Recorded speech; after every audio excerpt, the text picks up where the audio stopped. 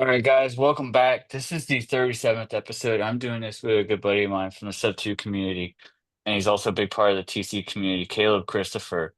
So, Caleb, why don't you kind of tell us, who you are and kind of how you got into real estate investing in the first place? Absolutely. I also happen to be 37, so 37th episode. This is like it's Providence. There you go. No, am I 38? Oh, stink. No, I'm 37. Yeah, we're good. We're good. Well, I got into real estate a little after I got out of prison. I used to be a prison guard, actually, so it's not like, but it felt like a sentence, I'll tell you that, because it was not a fun job. But I got into real estate when I became an accidental landlord. And for those that don't know what an accidental landlord is, that's when I tried to sell my existing house, my first house, which I came from construction, so I worked on it. I bought a fixer-upper, and it had raw subfloors, which is just plywood on the ground, and it had Mhm. nasty paint. It had popcorn ceilings. We stripped all it off, redid lighting, so we rehabbed it, live-in rehab, and I forced a lot of equity through improvements. So because I knew that was a way to earn money, it's like a second job, just working on your own house, and it'll pay you back.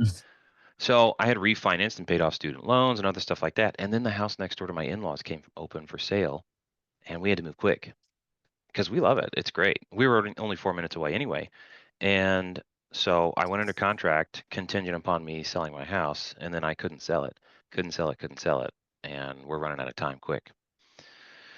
So my loan officer, thank God, was smart enough to understand that, hey, if you just turn this into a rental property, show me a 12-month lease that's signed and the first month deposit, I can qualify you for a refi on this. Use your down payment, use your cash out refi from step one to pay the down payment for step two. If you show me your IRA and other stuff, and like long term, it's a bunch of little things that stacked up together. He knew the big picture, which was fantastic. He effectively ended up being a consultant for me because I didn't know what I was doing, but he coached me through. He's like, I see what you're trying to get, and I can do that for you if you do this and this, but you've got to go do these things.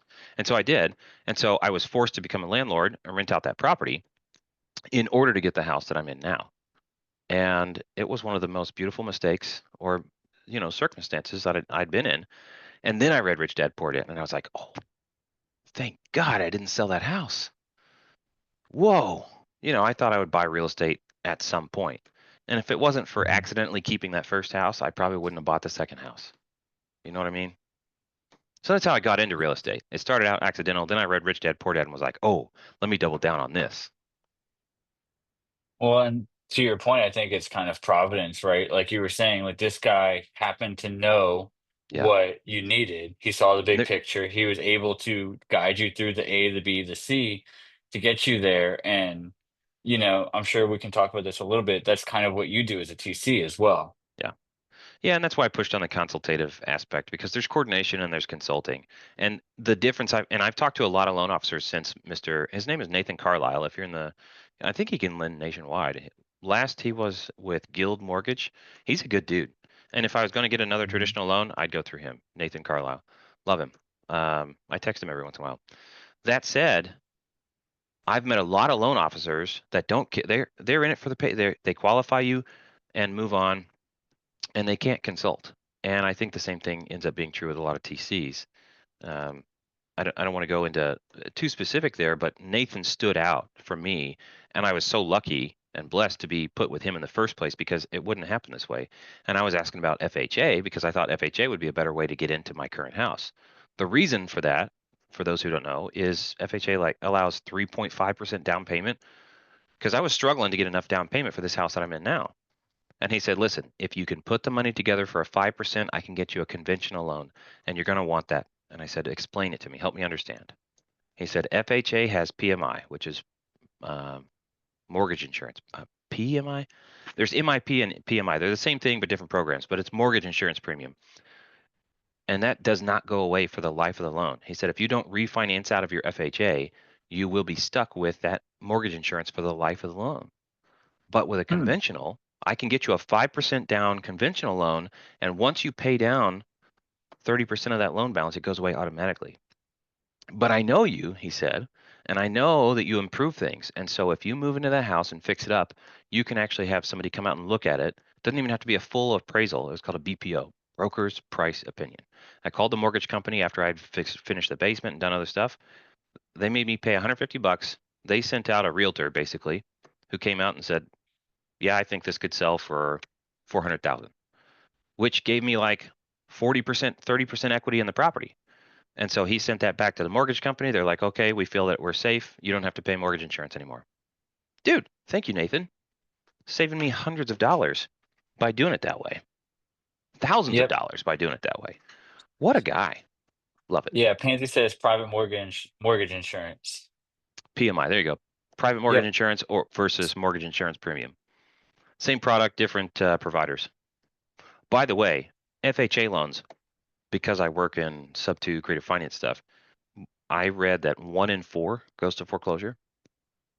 Mm. That's why they charge that mortgage insurance premium, because they're doing it's a higher risk loan to somebody who's more likely to default. Statistically, they're more likely to default. And so the government program and that mortgage insurance premium pool goes to subsidizing the defaulters.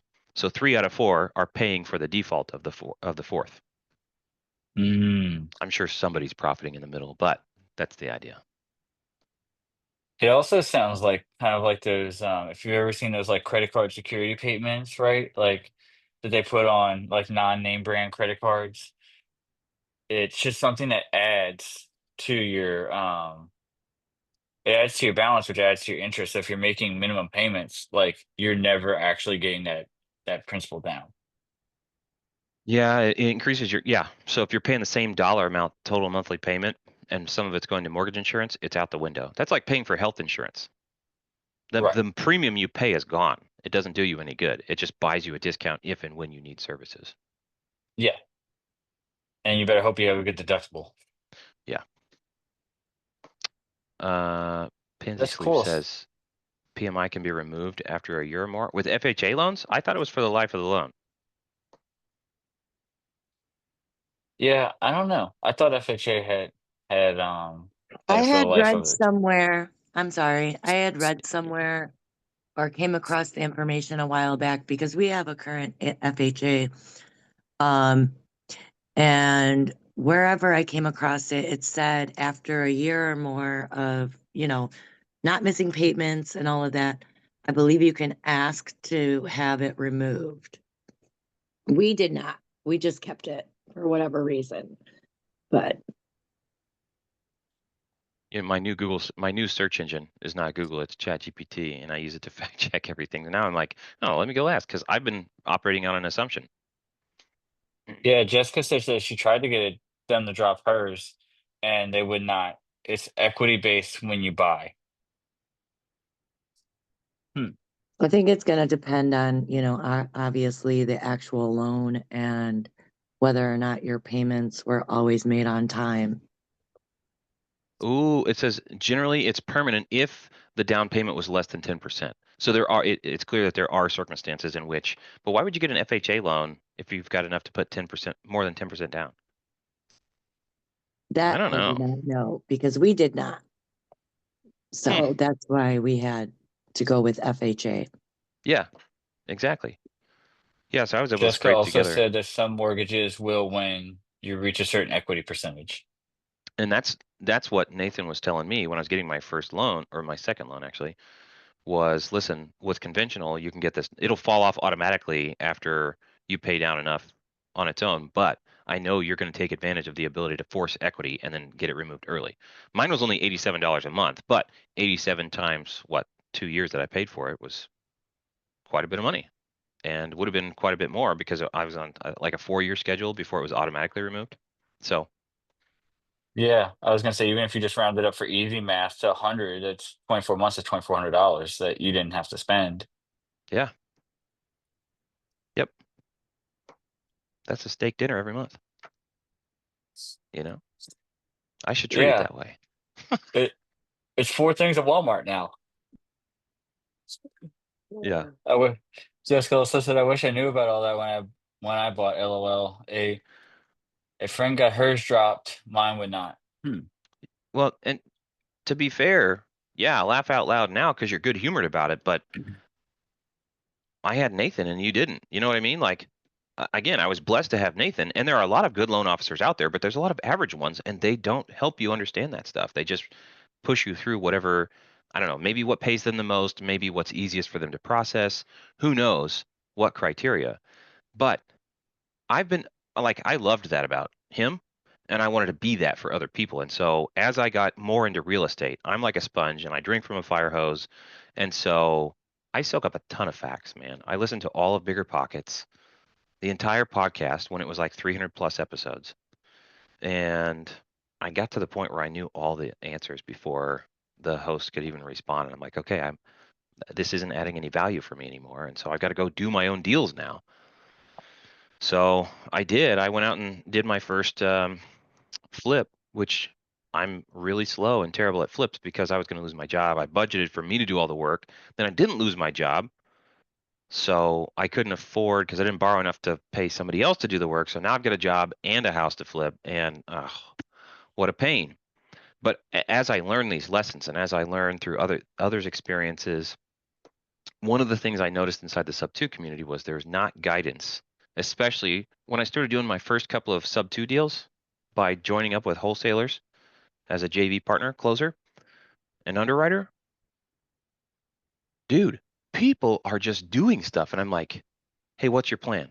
We take it to escrow. We take it to the title company. And it was readily apparent to me very quickly. They don't understand how to manage these transactions. You know what the title company's focused on? Closing your deal, getting it done and out the door. I didn't know door had two syllables. Did you hear that? Door. They're focused on getting it out the door. They do not care about what happens after. That's why they have you sign so many disclaimers and waivers of liability and stuff. We got it closed for you. Shut up and move on. And they got Yep. 7 other files to close in the next hour. So it was apparent to me very early on, like there is no guidance here. This is not safe. Somebody's got to figure it out. And I'm the guy that goes and figures stuff out. And inspired by Nathan and other things like that, I'm like, I have to figure this out. I don't have the capital to go do 200 deals and figure it all out, but I do know 200 people who have deals, and I know I'm trustworthy and able to go figure out the stuff with and for them. And so I started my TC company. It started out as coordination, but I realized quickly I was going to push toward consultant. And so using other people's deals, I learned the ins and outs, and I made their deals better by being a part of them. And now I run a company that runs 30 to 50 of these transactions a month. I've got 13 fantastic genius people on the team that actively consult. I've got 13 Nathans helping people do. And just like you said, Jessica, you wish you knew. Well, there's a ton of stuff you don't know, and you don't know it until 2 years down the line when you hear somebody else talking about, oh, we did it this way. And that's what I'm here to Yeah. fix. So would you say that, all of that, Nathan, and consuming the bigger pockets, is that what pushed you into the creative universe? No, I discovered pace after I'm like, there's got to be more. I want to learn different stuff. And so I was learning about wholesaling very lightly. And again, another blessing, I stumbled on Pace Morby and I consumed all of his available YouTube content at the time. And I was like, I need more of this. And I know he's got a community. And there were a couple of other things happening in my life at the same time where it's like, there's a lot of stuff that's about to drop off and I need something to jump to. And I said, take my money, man. Like the sales guy with the company that you have to talk to. I'm like, do we have to talk through all of this? I'm ready to go. I want access to the course, man. I've already consumed everything else. And Hmm. it was great. I learned a ton. I enjoy learning too. I love learning. So I watched all the Zooms I could, which was, like 1,000 Zooms. But while I was working on that house, 2x speed, earbuds, the phone's in my pocket. Every once in a while, I look at a sketch that he's going through on the screen, but I'm just watching recording after recording after recording, learning all the things in and out. That sounds familiar because that's kind of what I did too, is I like jumped in and I was like, okay, pick a topic, go down a rabbit hole. Like if it's capital raising, like watch all the capital raising Zooms. Yeah. And Yeah, and you they didn't even have very it quick. broken out into separate sections so I just had to watch chronological. That's interesting because Yeah. I guess like you said, you really had to get the totality of the deals, firsthand, not just by watching the Zooms, but as a TC, you handle every part of the deal. Yeah. Yeah, and I think remember the title company and closing attorney, they're focused on close of escrow. Like that's a short hop. 30 days, done, they're out. And I'm looking at this like you're going to be stuck with this deal for a long time. So number one, it needs to be good enough to be stuck with. Number two, it needs to be set up Hmm. so that you're stuck with something that is successful. That needs to be a bounce that goes upward. Your trajectory should be good afterward, which means you need quality paperwork setting it up. You need expectations managed, meaning the seller is trained on how to communicate with you, how to not communicate with the bank specifically, and things like that. And Hmm. so it's all the little things that add up to this transaction was better than the last one. Yeah, and sub-2 deals are hard enough in and of themselves. Yeah, There's enough moving parts, there's enough people on each transaction. yeah, And we also have some that are more complicated than others. yep. And Like people can get a I little too creative. I mean, if you get excited about doing a creative deal, you can really push it. And it's like, yes, you can do that, but I really don't feel that you should. It's unnecessarily complex. And so we help people restructure their transactions all the time.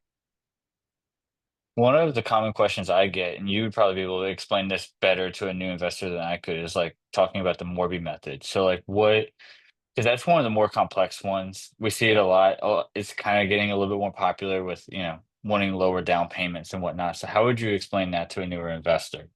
I would say stay away from it. It's an advanced technique that falls apart very often. There are some And people very who've, easily. yeah, here's the problem.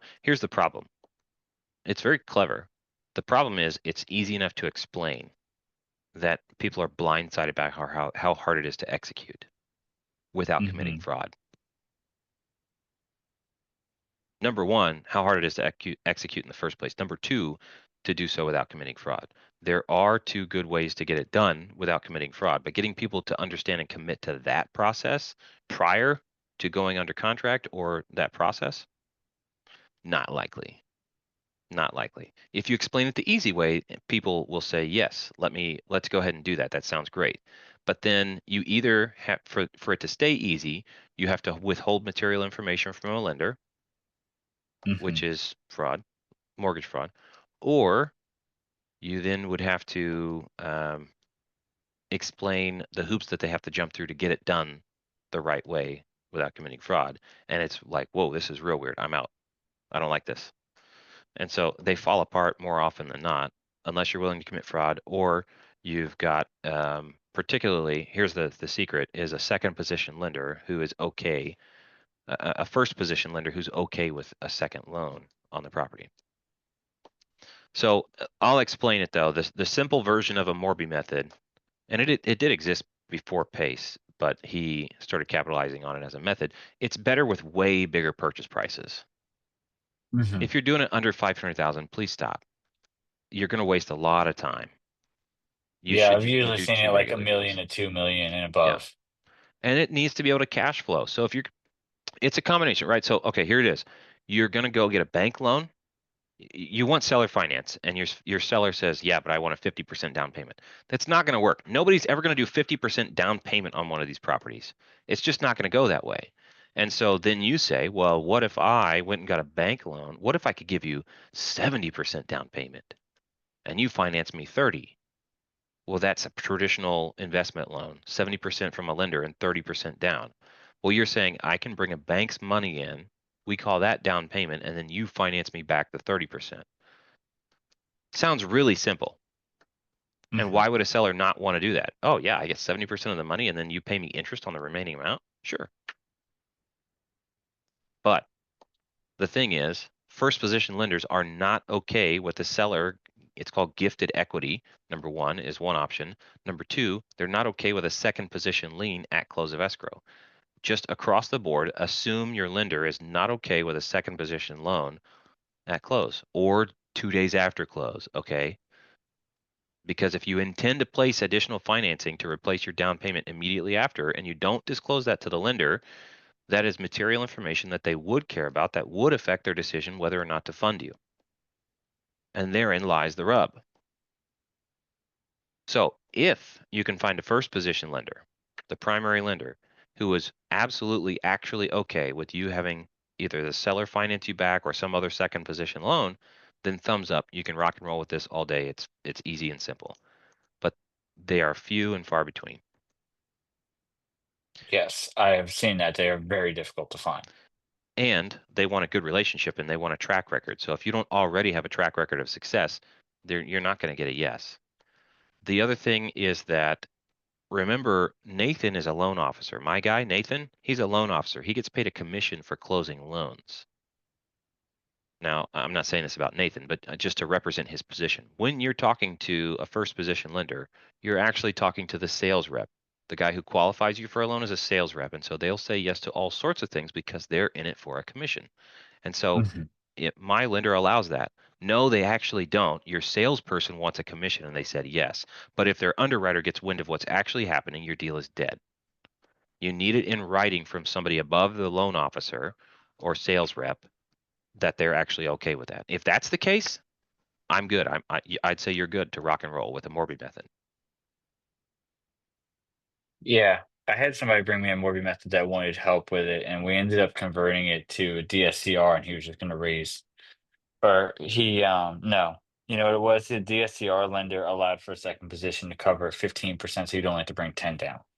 I have seen it where they'll allow up to 15%, but they still want you to bring 10. They're not okay with you bringing 0. Right. And So that's what we did for him was we got him down from like 25 or 30% down to like 10% down. yeah. And if you could get it to where it's there, so if you had 10, 15 is 25, and then so 75% first position loan, I'll do a vertical bar. 75% is first position loan, 15% is your seller finance or whatever. No, is some other second position lender. Yep. And then if you could convince your seller to actually just give you a credit at the end for the 10, they'll still say no because they're going to say no, that's gifted equity and you're still $0 in a packet. I, as the lender, here's their motivation. I want you to have skin in the game. I want you to have something to lose that you already spent so that you will actually care about not losing this deal. Because if you haven't spent a dime, then you're statistically, you're much more likely when things go bad to be like, sucks for everybody else. Good thing I didn't spend money on it. Yeah, it's not like it's anything against you. It's that is human psychology. It is the most likely and least uh the path of least resistance for you to take.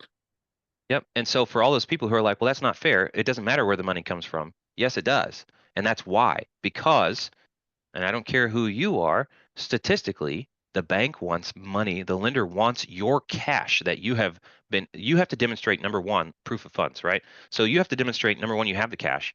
Number two, it has to be seasoned. It has to be in your account for a while, showing that you were responsible enough to earn more than you spend for a while and keep doing that for a while without spending it all to prove that I have money, I'm able to budget and save and spend wisely, and I have an emergency fund and other funds.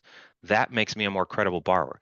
That's what they're shopping for. You're shopping for a loan, they're shopping for credible borrowers. I really hope this is helpful for people understanding what lenders are after. So when you demonstrate with proof of funds and seasoning, like the money's been in your account for a while, now, they will Mhm. also, as an aside, they will allow for the sale of another asset, right? This is equity. It's not cash, it's not liquid, but when you sell an asset, you've been managing that thing and it's been growing in value over time. They will allow that in most cases. The sale of an asset, why is the money only in your account for 10 days? Well, I just sold another house that had $200,000 equity. Okay, makes sense, right? That's fine. It just can't be borrowed money. So they want to make sure that you haven't borrowed your down payment. They want to know that you are a Mhm. credible borrower. And that is why they're not okay with you having $0 into the deal. They don't want you getting your 10% back right after close because then you're in the same position that they wouldn't have lent to you in for the first time. Yep.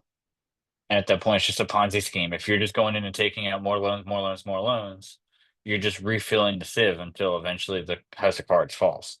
Yep. What's some other kind of general risk mitigation tips that you have for people that are getting into their first, call it like maybe 10 transactions? Yeah. Here's one of my favorites. And I don't know anybody else who said it, so I'm going to take credit for it because I came up with it independently. It's really cool to do deals with $0 out of pocket. It is really not cool to do deals with $0 in your pocket. It's cool to do deals with $0 out of pocket. So if you can use everybody else's money and structure a deal, great. Good job. That's clever. I love it. But it's not okay to do that if you have $0 in your pocket. And the same is true even if you use your own cash to do the deal, it's still not a good idea, not cool to close on a deal that bankrupts your cash. If you have to put all of your cash into closing the deal, you have a mortgage payment next month. You have a water heater that's going to go bad. You have something that's going to go wrong. And if you are out of money, you're in a bad position. So don't stretch that far to do a deal. Do you have some general guidelines that you recommend to people, like 6 months reserves or a year reserves, or like, keep 15% of your cash on hand at all times? Like, what does that look like for you? I, I think the best recommendation is don't ignore this concept. Go consider it for yourself. Look at some things like, yes, 12 months or 6 months or 15%. Those are all valid. I mean, if you have a portfolio of 20 properties, I don't think you need 6 months of reserves for every single property because the risk level of all of those going south at the same time is unreasonably low. So having Hmm. a cash reserve of some amount, some portion of those makes sense. If you're looking at traditional lenders, like when I was working with Nathan, he said, you have to have, I cannot approve you for this loan if you don't have 6 months worth of payments for both properties on reserve. That can be cash, that can be a retirement account. It doesn't matter because I know that in a retirement account, if you have an emergency, you can cash that out and pay my bills, pay this loan. So Right. 6 months is Which what the to traditional lenders want. reestablish, yeah, like when you said that in the beginning, he just needed to see your IRA. That's what that was about. Hmm. And so that seems very prudent. 6 months, if you're getting started, yeah, 6 months. Guess what happened during COVID? I had 6 months of non-payment from a tenant, and that never got paid, ever. Guess who still made their mortgage payment every single month? Yeah, you did. I lost all my savings. I ran out of my savings doing that, but I had the savings there. Right. But that's what the savings is for. You can run out of That's, savings. You can always replenish it though as well. yep, that's what it was for. Exactly. So I think 6 months is a great starting point. Yes, to start with 6 months. And like you said, you don't necessarily have to have 6 months for each individual property if Nor you're does it have building a to be portfolio. cash. You need to be able to access 6 months worth of, say, like emergencies rarely happen so fast that you don't have time to go pull from. If you have a retirement account, that will suffice. Hmm. Yeah, because it might take a week to move the money, but a week isn't usually enough time to handle most emergencies. And listen, mortgage payments for most regular main mortgages, they're not late until the 16th, and that's when a late fee kicks in. Some of them it's the 11th, right? You get 10-day grace period. Many it's 15-day grace period. And guess when it touches your credit? The At the end of the month, right? Like the 30th, 31st, whatever. It needs to be 30 days overdue before it even can affect your credit. So you do have time to figure something out, maybe even to call the bank and ask for um, a grace period or something like that. But if you work with them on that, you're in a much better position than just remaining silent. Um, I have when I switched banks, I set up to auto pay, but I set it up too close to the payment date and it didn't auto pay my mortgage. Oops, didn't realize that was going to happen. Well, I called them and I said, "Hey, here's what happened. I'm sorry. This is the first time it's happened. Can you waive that late fee?" They said, "Yep, yep. This first time it's happened. You've had good payment history. We'll waive the late fee. We'll just get you back on the regular payment schedule. I can see that you already have your automatic ACH set up for the next month, and this all makes sense. So, yep, no late fee and all that stuff. Didn't hit my credit. I was more than 30 days late, and I asked, "Is this going to affect my credit?" And they said, "Looks like we haven't not reported it to the credit agencies yet. So, yeah, I'll take care of it, and it's not going to hit you." Cool.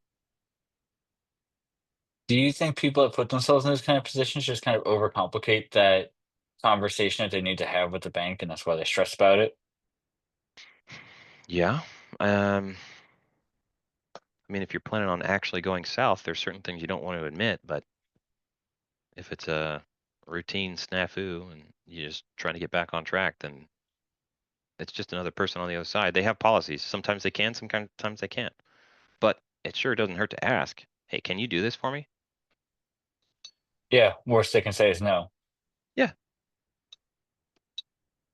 So What's some I of don't the know. things you W- uh, from the audience, do we have any other questions along the lines of basics that you wish you knew? Because if you're asking me that as a broad topic, I mean, I can come up with some things, but do you have any specific things that you still wish you had more information on that would have helped you a lot earlier? I don't know. That's pretty vague too. That was kind of the next question I was going to ask you, though, was like, okay, well, what are some of the common pitfalls you see your people that are coming to you, right? They're new to Sub2, they're doing their first handful of deals. Hey, Caleb, I want to hire you for creative TC. Is there like a few patterns that you're noticing that a lot of people are either ignoring or just are blatantly unaware of? Yeah, and there's a few topics that are no longer taught inside of Sub 2 and a couple of other places because I've been fighting this fight for a while. Once I got on the inside of transactions, some of the things we were being taught, I was like, I don't think this is going to be legit. This sounds like Hmm. technically it would be fraud, such as loan modification with the intent to sell Sub 2. If you told the bank you plan to sell Sub 2, they would not approve you for a loan mod. If you told the bank you Hmm. intend to sell the property, they would not approve the loan mod. They would say, then don't pay us for another month or two and go sell it and pay us off. Right. So doing that on purpose and then stalling and transferring the property after the loan mod is approved, it's fraud. But I couldn't just stand up and say that, right? I had to work in the comments section. I had to work in direct messages and conversations with people. And slowly that idea permeated. And so that was one of the pitfalls that I saw that I early on for me that I had to fight along the way. So how long have you been in? I've been in for about a year now. And they haven't been teaching loan mods that whole time, have they? Not really. They used to have a module on that. The big the big pitfall I think that I saw from the time I joined to now was like connector fees and connections in general. Yeah, Right. yeah. Why don't you explain that for people that don't know? Because like you know this, like like I said, when I joined, it was just kind of, hey, Caleb, I know you need this a private money lender. I can connect you to a private money lender, but I want 3 points on that transaction. Why is that so wrong? That's not, I don't think it's wrong to connect people and ask for a connector fee, but I think people were going about it with a sense of entitlement. Now, depends on your approach too, because if you have the wrong approach, you're technically brokering, and that could be a license activity, and you're brokering money without a license. So there's referral fees, and asking for points is probably pushing it toward brokerage. I stayed away from the whole thing. I thought it was um, wrapped up in a sense of entitlement, and I didn't want to connect with any connectors. Every time somebody booked time on my calendar or wanted to chat with me because they were a connector to put me in their Rolodex, which I still use as a term now, um, I'm like, no thanks. Here's what I do. If you know anybody that needs it, I offer a 10% referral. So if you know somebody that needs Creative TC, you send a three-way email to support at Creative TC and the other person and say, hey, John here was talking about this deal he's got. I think he's going to need some guidance. Guess what? That's a warm introduction that I can actually go respond to. Um, and I can go capture that lead and work on closing that deal as a transaction consulting client. And yeah, we're going to pay 10% referral fee on that. Right. That's fine. But But the connector stuff was like, if I connect you with anybody who loans you money, you owe me a chunk of every loan that they give you for the life of that relationship. A lot of people were felt entitled to, or the first time I want X dollars. I don't know. I didn't like the whole thing, so I just stayed away from it. yeah, that was the big snafu because I remember there was a lot of that in the first call it 3 months I was in, and then by I think it was like March of last year was when they had that training within Gator, and they were like, "Hey, you guys are kind of making like flimsy connections and not even staying in for the life of the deal." Yeah, yeah. It was more like the three-way email handoff saying, "Hey, meet so and so. Hope you guys can do business together." And then and then a lot of them, I come across negative sometimes. I'm a little bit cynical about a lot of things mostly because of a sense of entitlement, and people don't understand what they're doing, and they think they should get paid for something. Hmm. But they wanted to do basically that three-way email handoff, and then they were complaining that people were going around them, which, to be fair, if you agreed with somebody that you would give them a referral fee, don't be a dirtbag and go back on your word. Hmm. So I mean, it goes both ways. There's problems. There's a sense of entitlement on one side. There's also an action of dishonor on the other side. Some of the fees I did see were a little bit exorbitant too, though. I agree. But how about instead of being dishonorable, you say, that's not an acceptable fee. No thanks. I don't need that connection. I'm not going to validate what you're trying to accomplish here. Right. That's the more mature route. Instead of saying, yeah, sure, go ahead. And then be like, we can blow that person off. Yeah, because that was one of the avatars that I was initially attracted to, not because of anything other than I enjoyed networking and getting to know people. Um, Every time somebody introduced themselves to me as a connector, I was like, okay, but what do you, so can you actually do anything in real estate, or do you just know people and send three-way emails? well, it led me down the rabbit hole of wanting to get better at being like an actual capital raiser. So Yep. I look at it as like it was a Yeah. good introduction into where I'm going in real estate. Yes. And now I think the more real connectors end up being actual capital raisers where they build relationships with people. They understand how to underwrite. So the problem I had with connectors was they didn't have any skill sets except knowing people and keeping a list Yeah, of who has what.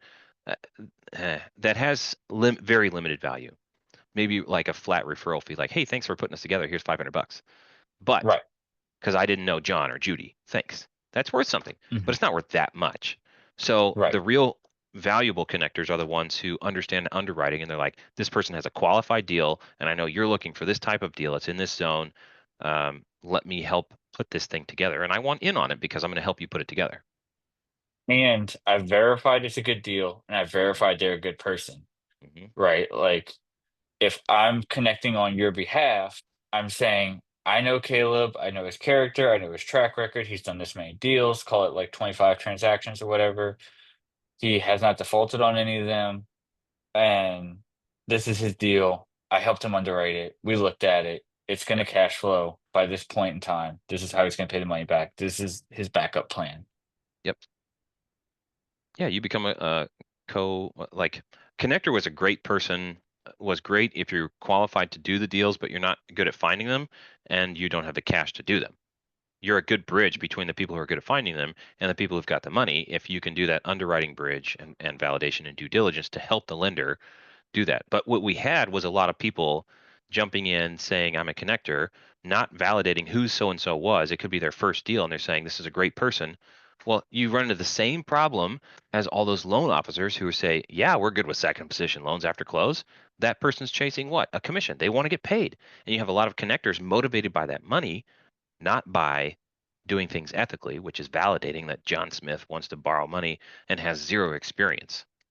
They're just going to vouch this direction because it's this person's money. This person has nothing, no stake in it except that they paid for a mentorship and they haven't made money yet. And this is one of the ways they can do that. Right. It's So a, they get paid at close. They're not in it for the life of the deal. If yep, even if it's a 6 month lend, those lenders, generally speaking, nowadays want you to be, if you're going to connect them, be in it and you get paid at the end of the 6 months. yep. Maybe a stipend up front or, something like that for putting the deal together if it closes. But yeah, I think that's a smarter way to do it because there are a lot of deals that went real south and the people who put them together made a bunch of money up front, but they weren't good deals and everybody else lost money.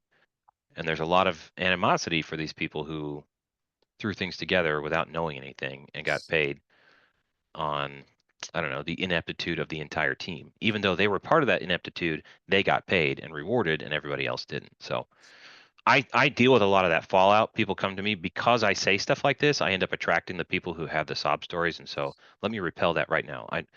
I I've heard your sob story before. I know your sob story. I've seen it again and again and again. I'm sorry that it happened. The solution is to avoid it in the first place, and that means acting honorably, doing good due diligence, finding a way to actually provide value to people. And it's not a shortcut. You have to go learn the stuff. In short, don't at me, bro. Please, please. What I do want you Yeah. to at me about is due on sale, because that is something that is really fun for me to resolve. So you said you wanted to know about things if you were new, like a year ago, coming just in new, what should you know about? I think due on sale is one of those things. There's Well, a I do lot think of that's one of concern the around it. more things that's been blowing up over the last year with especially interest rates being higher and there being more people interested in doing creative finance transactions that are not taking the time to educate themselves before they go out there and execute. Yeah. So I think that's a very smooth transition into like, why don't we talk about due on sale? What are the common things you're seeing? Why is it being called? And what can people do to prevent it? Yeah. And I'm going to back up a little bit further. I didn't tell you this, but so I come from working in a prison system, which is physical security and risk management. Okay, there's a lot of thought that goes into, okay, I can't just go do what I want to do. I have to do it in such a fashion that it's not going to allow a bad actor to do something else in between. Locking Hmm. doors, checking stuff, physical security, but also thinking through emergency processes, response, and reading policies and procedures. And so I was steeped in that for 5.5 years. I ended up as a supervisor working there. So I came from that to working IT. And in IT, there's a lot of getting stuff done and a little bit of risk management. And then I moved over to cybersecurity. And so I got a bachelor's degree in cybersecurity. And I'm all about that risk management. I love thinking through those things and scenarios. And I'm also about practical risk management because you can't stop all risk. You can transfer some risk, that's like insurance. You can accept some risk, which is natural after you've done. So you can do some transference, you can do some mitigation, you can do some avoidance, and then ultimately there's acceptance. So when it comes to risk, now when we talk sub two, due on sale is one of those risks. You can't necessarily avoid that, right? There's no getting rid of the due on sale clause. If it's in a mortgage, it's enforceable. So Hmm. what were the four things you can do with risk? You can transfer, mitigate, which is reduction. Um, Yeah. you can, what else did I say? Stink. Transfer, mitigate, avoid. So if you want to avoid due Hmm. on sale, you don't do sub two deals. Right. You can Literally. never eliminate risk, but you can't avoid it altogether by just not acting within. Yep. And then you can accept risk. And everybody who's doing sub two deals is accepting risk. Now, are they educated well enough to understand what they're accepting, the full extent? I doubt it. Hmm. But by patterns, if you look at statistics of how many deals are going through and how few are going due on sale, that's fine. But if you only have one deal that goes due on sale, that's catastrophic. If you have 10 deals and one goes due on sale and you've had them for a while, not catastrophic. You know what I mean? It's like I told my wife, one rental is more risky than 20. And she said, I don't understand that. I said, if one tenant stops paying and you only have one, now you've got two more, you've got your house and another house to pay that month. That's pretty big. But if you have 20 tenants and even three of them don't pay, guess what? The cash flow from the ones that did offsets the loss from the ones that didn't. And so it's actually smoother and safer. It's a diversification, just like most people do in any kind of wealth management. Yep. And so the same thing is true as you're doing sub twos. If you're only going to do one, then due on sale matters a lot more than if you did a bunch. Now, due on sale could get called on a portfolio. So maybe make sure you don't get them all from one lender. Yeah. Speaking of lenders, Rocket Mortgage is one of the ones I've seen that's been pretty tough on it. I saw one called within 30 days of close, like they were watching. And Mm. I've heard some pretty tough stuff about. I can't validate it though. Pretty tough stuff about Rocket Mortgage. So I have been fixing due on sale for people though. I've actually fixed it. I don't know, 15 times plus, and my team has done that. Hmm. So yes, it is a risk. Yes, it is going to cost money to fix it. But when you transfer a property without paying off the loan and without the lender's permission, they have the right to accelerate, not the obligation. Actually, I can go into more detail on that. FHA loans do have an obligation. If they discover the transfer, FHA lenders are not authorized to it's not a call that they can make. I read the lender guidance, the loan servicer guidance, and I had this gut feeling for a long time. If an FHA lender discovers that an unauthorized transfer has happened, they are compelled to accelerate the loan. Mm. If they fail to do that, they're approved to issue and manage FHA loans by the government. And if the government doesn't like what they're doing, it's a voluntary licensing. They can just remove the licensing and now you can't run any more FHA loans. And that's a lot of money out the window. So it's not worth it to them. If they discover a transfer, they have to accelerate. So they either need to take a strong position of finding and accelerating them or a don't ask, don't tell policy. I don't want to know about them Mhm. because if I do, I have to do something about it. And, so if I'm a lender and I would rather get paid and I don't want to call due on sale, then you guys, If there's valid insurance on the property, don't dig any further, right? I'm not Mm. looking to discover due on sales. So different lenders have their different preferences. But if an FHA loan is discovered to have been transferred, so that's one of the reasons they are higher risk than others. Also, small banks are a higher risk and things like that. But Small banks was going to be what I was going to bring up because I yeah, have seen that from friends personally that because the small banks have less properties and less mortgages to like watch and maintain that, First Trust Bank over in, BFE town, whatever, just so happens to, they might only have 30 mortgages. Well, guess what? Yours transferred and that loan's still there, they're gonna they're gonna call it. yeah, they're more likely to for sure. But there are multiple resolutions to due on sale. Number one, which I don't recommend, is ignore it. If the seller's dead and it's not going to affect anybody's credit, then sure, ignore it and see if they actually shut off the. If they continue making payments and they just send threats via mail all the time, oh well, it's not hurting anybody's credit. And if they take payments, then eventually they'll back off or leave it alone, or they'll escalate. But not recommended. Um, Secondly, you can always deed it back to the seller and restructure the transaction. Again, most of our restructures are still technically violations of due on sale, but they're less noticeable. Remember, we can't get rid of the risk of due on sale. We can only reduce it. We can hide it, we can disguise it, and make it less likely that they do accelerate the loan. But ultimately, it's just a restructure there. So you can always deed it back to the seller, show the bank, and then you go do your next step of like a lease back with an option to purchase. Or I'm dealing with one right now where ideally the buyer keeps it, but alternately, it's perfectly valid for the seller to restructure the transaction so that the seller gives a master lease, which is one where you're like a property manager, a master lease from the seller to the buyer, and then the buyer can then sublease it to their own tenants and keep all the profits. So they do a dollar for dollar PITI master lease, and then from here down, it's just Hmm, it's a sublease. There's no problem with that. interesting. The only thing that the buyer loses there is depreciation, which may or may not be a Mm. significant factor for them. Yeah, especially when you're just starting out, it's probably not the biggest thing. I agree. Most of the people I know that take depreciation or have bigger portfolios or much higher incomes. And is it a bigger problem or issue than the due on sale? And so it's like, all right, which one of these is most pressing? Probably the due on sale. So it's if you're stuck doing that, that's going to be a pretty acceptable alternative.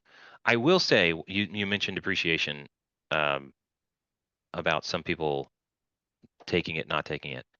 I want to be careful, and I'm not a CPA or an attorney, but I had heard from a CPA that the IRS is going to assume that you took depreciation and that you can only adjust for it. Like you can only adjust backwards like 3 or 5 years. This is hearsay, so go validate. Maybe we check with ChatGPT. But um, if you have a property that's an investment property, you need to take depreciation because the IRS will assume that you did. And if you didn't, they're still going to do depreciation recapture, which is where you pay back the taxes that you didn't have to pay because of depreciation on your sale. So be careful about that and actually go talk to a CPA or some trusted source and make sure that if you're new and you don't think depreciation is important, that's fine. But I think you still need to claim it.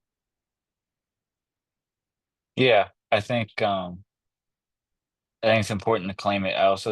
I've noticed that depreciation is one of those topics that, like you said, you definitely need a good certified public accountant to go through it with. There's a lot of weird things, especially if you're doing like any kind of partnerships with people and splitting it and what have you, who claims how much or who claims all of it. So definitely reach out to your local CPA for that. Yeah. How do we get done this? Somebody help me out. Do on We sale. we started due on sale. Oh yeah, due on sale remediation strategies. You can put Hmm. it in a trust. Some people say trust is the only way to do sub-twos, and I disagree. I think it's a great way, but closing in an LLC directly is also a great way. It works most of the time, and it works fine. A trust actually adds some confounding factors, which here's the thing. When you follow established paths, particularly with established with the law and process, with judges and courts and case law history, It's a lot easier to predict what's going to go happen when something goes wrong. Hmm.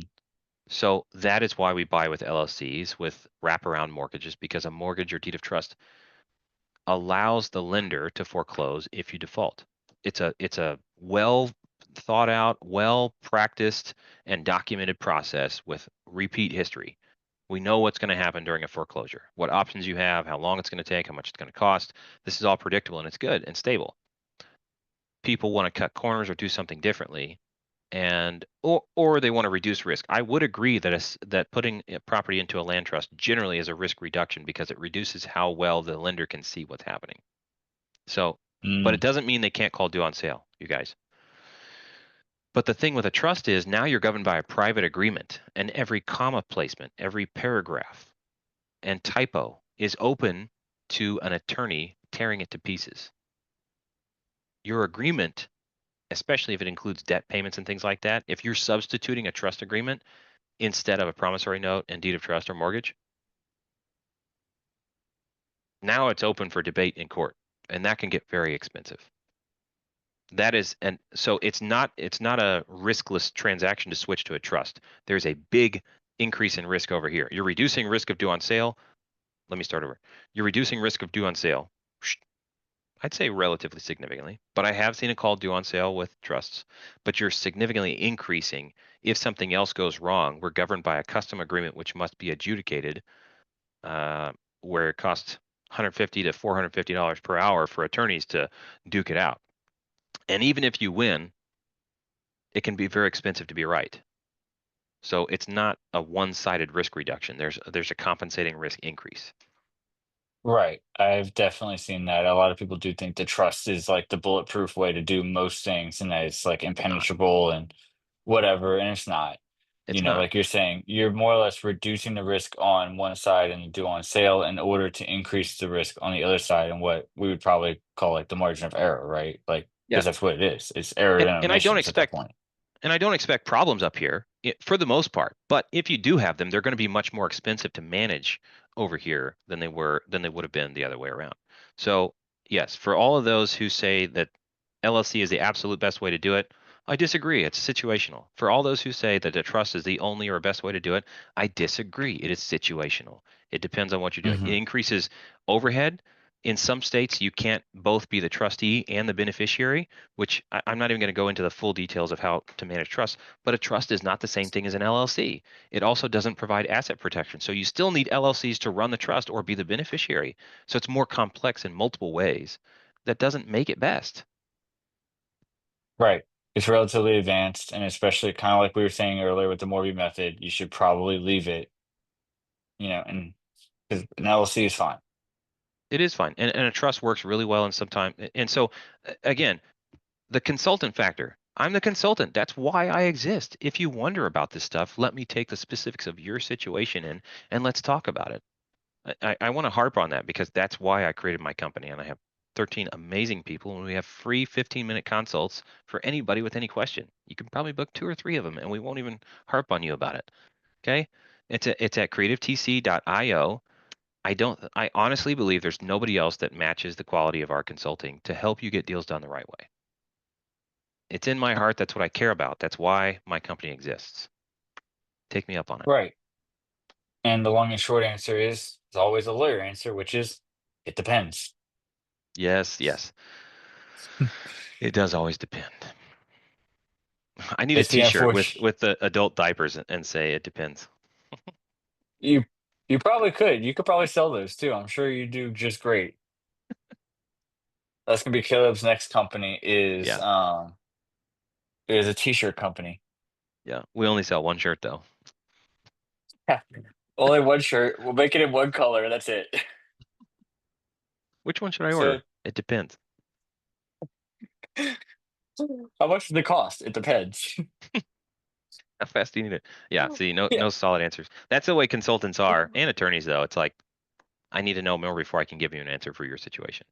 And then because I'm a consultant and not attorney, I have to say, if I were you, I would be doing it this way. Yeah. When I'm looking at 'Cause your you contract, if I were you, I would not want this clause in there. If I were you, so I've trained my people to say that. And you have to sign a consulting agreement that acknowledges we're not attorneys, CPAs, legal professionals in any fashion, that we're giving our opinions. You're paying us for our opinions and other materials. We have templates. When you do a deal with us, if we have the document you need, it's yours to use. I don't nickel and dime for stuff like that. I have a flat rate, Hmm. and we have a library of custom content. I've had attorneys validate a good chunk of it. I'm not going to pay for every single document to be reviewed. And we bring them in if your Hmm. transaction needs it. Yeah, I mean, I did some consulting for somebody's company this year, and it was mostly around like operations. Hmm? And kind of like to your point, it's like I need to know more. You need to give me full access to everything I need to know, and then I can make an informed opinion. But even then, it is within your wheelhouse to either take or leave. Yep. In cybersecurity, I used to do security cyber assessments. We would attack your network and see for vulnerabilities. I would have a hacker on the outside with permission try to hack into these people's networks. I did a lot for country clubs for a while, and they would have stuff open access on the internet where we could control their sprinkler systems.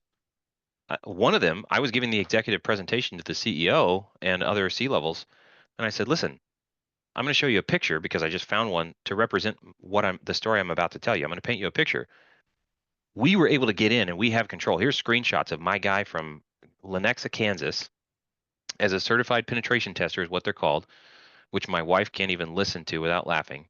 Sorry about it. I can penetrate your network. That's the whole thing, right? So we get in from the outside, and he has screenshots of him accessing the sprinkler system controls and camera systems, so we can watch where your people go. You're on the PGA Tour. I told this guy, you're on the PGA Tour. That means if somebody from the outside gets in as easily as we did, and I trust me, the Russian and Chinese government hackers are better than our guy in Kansas. And he's good, but there is always somebody better. And so if somebody really wants in, they will get in. And imagine this, your sprinkler systems are extremely high pressure because you shoot water really far. What if there's a PGA tour and somebody turns on your sprinkler systems? What if it cuts people's legs because it's basically like a pressure washer hitting their legs? What's the embarrassment level? What's the risk? Is it worth leaving that system open? Absolutely not. Hmm. But helping people look at that stuff. And so then their obvious question to me is, well, which firewall is best? And a firewall is just an outer defense layer for your network. And that is always, it depends, right? You can pay for the most expensive one, but an expensive firewall that's poorly configured is worse than a crappy firewall that's configured well. And I say, you need to find a technician that you like and trust, find out their favorite technology, and lock that in. Do that. That is the most effective. I don't care what brand it is, I care that it's well configured. And so if you have a competent person behind the keyboard running that thing, it will be good. So then, how does all this translate? Because we were talking before the recording, and we said we were going to mention this. How does that translate into DOS guard? Yeah, so DOS is due on sale. So DOS Guard is a company I started in November, and we are providing a guarantee against the due on sale clause. Now, I can't guarantee that the due on sale clause won't get called, and I can't call this insurance either. Although that's the easiest way to help people get a fast forward of like, what is this like? You're paying an Hmm. upfront fee at closing for us to protect your deal from due on sale. If you get a due on sale, you can come to Creative TC and we will fix the due on sale for you. But that's going to cost like $4,000. DOS Hmm. Guard is a lower fee up front. We're doing different pricing packages, but it's a lower fee up front at close, and you get the same level of protection and remediation. Number one, we're going to reduce risk, right? We're going to look at the structure of your transaction and make sure that it complies with best practices as far as our observation is. And I don't know anybody who's fixed more due on sale than I have without lying. There are people who are ready and willing to lie to get around it, but I won't. I just won't. And so I've actually fixed it the right way multiple times. So we reduce risk by structuring the transaction the right way. We have certain processes and we have trained people and special paperwork. And one of those processes is we're going to train you, the buyer, and we're going to train the seller and anybody else that needs to be trained involved how to communicate effectively with the bank and how not to communicate in a way that will increase the risk of due on sale. And that little bit of coaching is huge. Also, knowing that you can always call DOS Guard. If the bank calls you, say, hold on, let me call you back. Can I take a message? What is it you need me to respond with? And you don't give any information out, you only take information. You do your freak out quietly without responding. Guess what? You can always call DOS Guard, say, hey, I know that we worked with you in the past. The bank just called me. Here's what they said. Oh, okay, cool. Let's listen to it. Let's talk through it and let's build a plan of action. Knowing that you can fall back on it is huge for people. So we Hmm. reduce risk. We're here to support them. And if ultimately it does go due on sale, we have fixed it repeatedly, time after time, and we know we can get it done. It may mean you have to restructure your transaction. That doesn't mean I can preserve it exactly as it is, but I can fix it. And so that's what DOS Guard is. And I didn't want to start that company until I had actually fixed it for people multiple times so that I could, in good conscience, say that I can guarantee that either it won't happen or that I can fix it if it does. And so it sounds like if they do have it called and they did use DOS Guard, can they kind of come back to you maybe for like some consulting? You kind of give them a walkthrough on how they No, can, yeah, respond. we'll do the fixing. We'll fix it for them. I mean, we'll put together the stuff. They have to do the signatures on whatever documents need signed, right? But we will fix it. That's no more out of pocket on that, is the idea.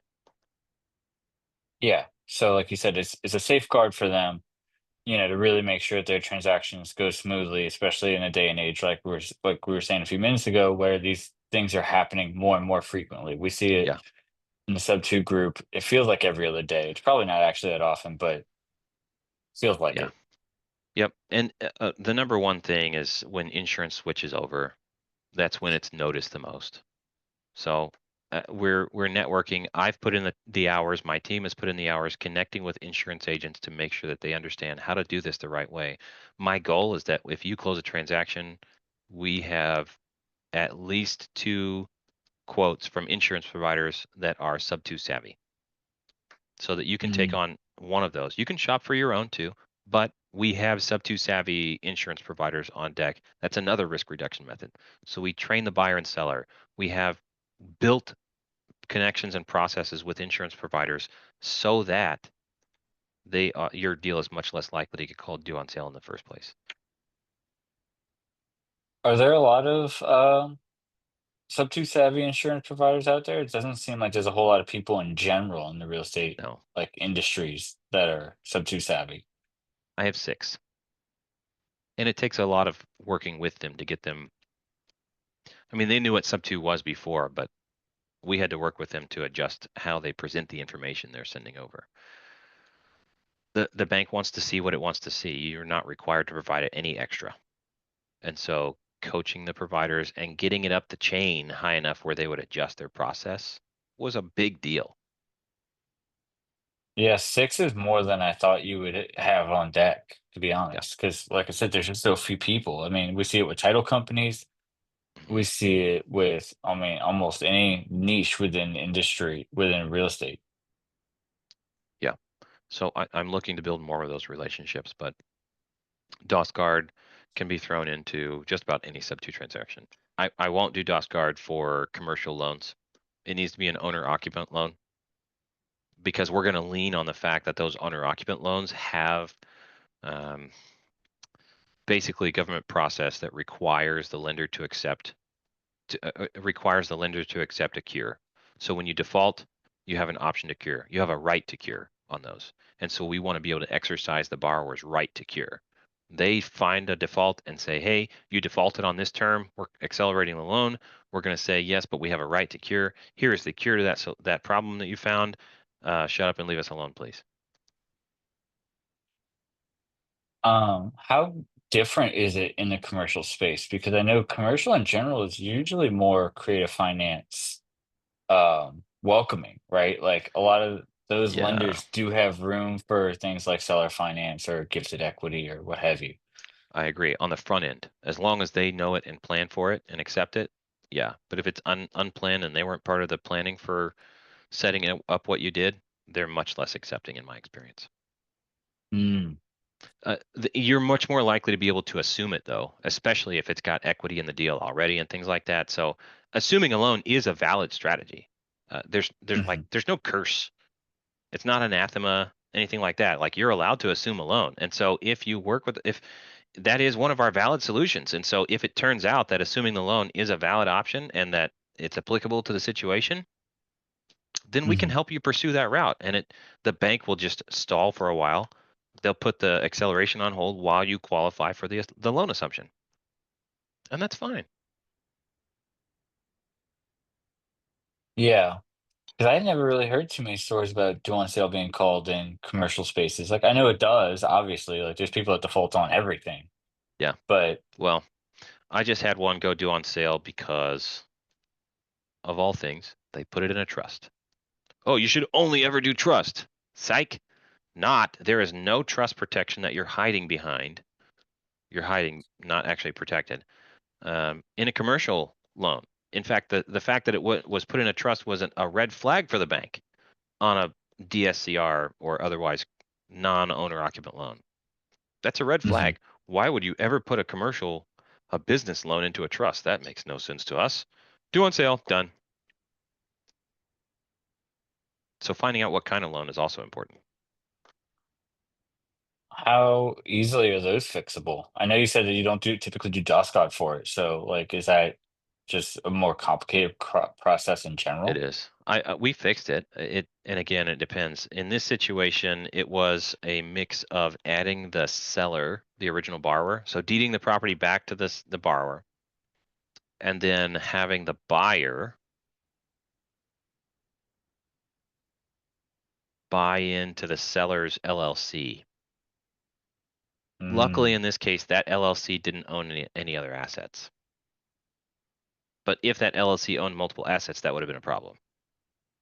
So the buyer was able to join the seller's LLC as a 99% owner at that point, which is a private transfer. It's still a violation of the due on sale, but it's a private transfer of mm. interest in the LLC, and the seller retained a 1% non-controlling interest for until that loan was discharged.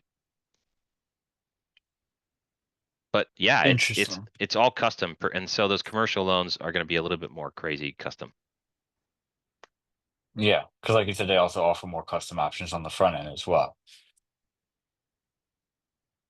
And there we have fewer options on how to solve it on the back end. And so we've also done some deals where they went unrecorded, which I'm never going to recommend.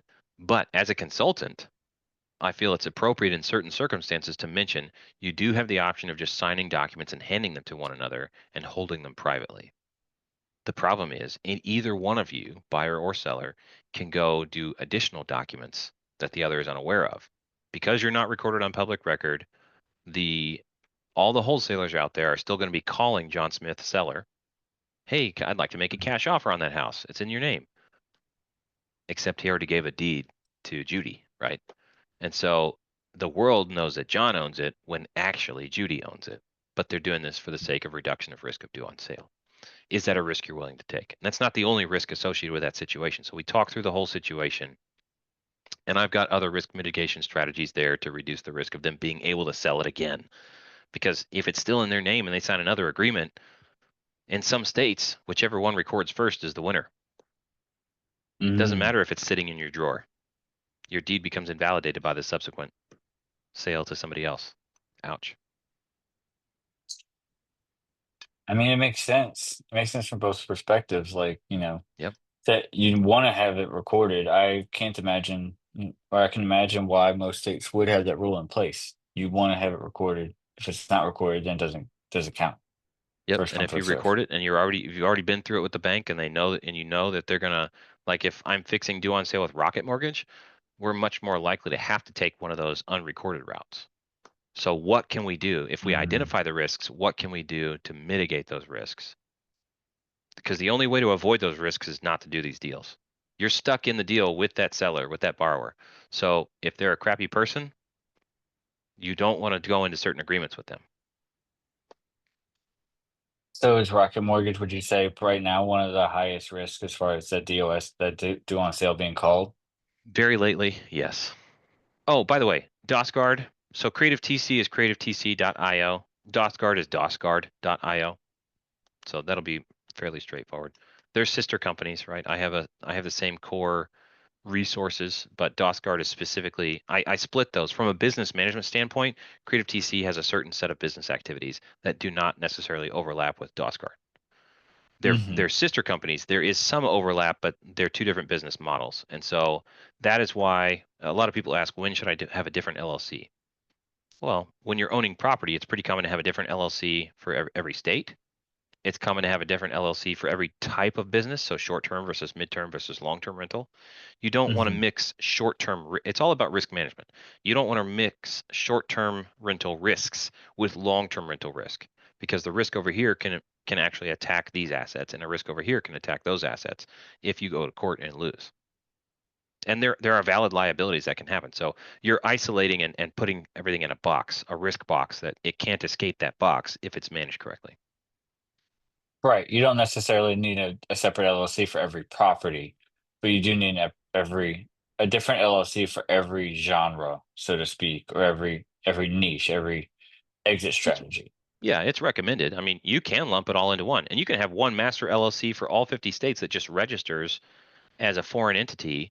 So if I get my Wyoming company, which is always going to be my start, I can just register that as a foreign entity in Colorado and Kansas and Missouri and Iowa and all the other states. And that way I only ever have one LLC that does everything. You can.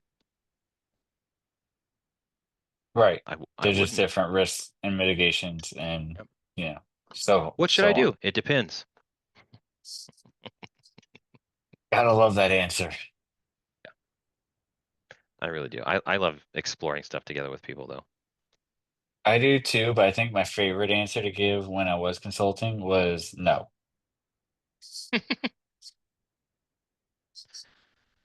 I remember I had somebody come to me and he said, "Well, I want these two diametrically opposed positions, but I want them to be the same person. Like I want them to be like my customer care manager and my project manager." And I said, "Well, which one do you want them to be?" And he said, "Both." And I said, "No." And he said, "What do you mean?" And I said, "Simple. The likelihood of the intersection of those skill sets that you're going to find is not very high, and the chances of, if you do find it, of them wanting to go out and do their own thing and run their own company is far more likely." Yeah. Like at I'm that point, you're just kind of skirting around with statistical improbabilities Yeah. and high pay scales, because that's the only way you're going to get somebody in like that. Yeah. Can I go over a little diagram that I wrote just the other day that other people said was really helpful? Yeah, I'd love it. Let's try this. I'll zoom in a little bit. Always tell me if it's too small, but I want to show you guys what happens in a real estate transaction. Visualizing this has helped a lot of people. I use OneNote Hmm. on my iPad. People always ask me tech stuff. This is OneNote, a free Microsoft app on my iPad with an app that casts it to it's called Air Server, which casts it to my computer.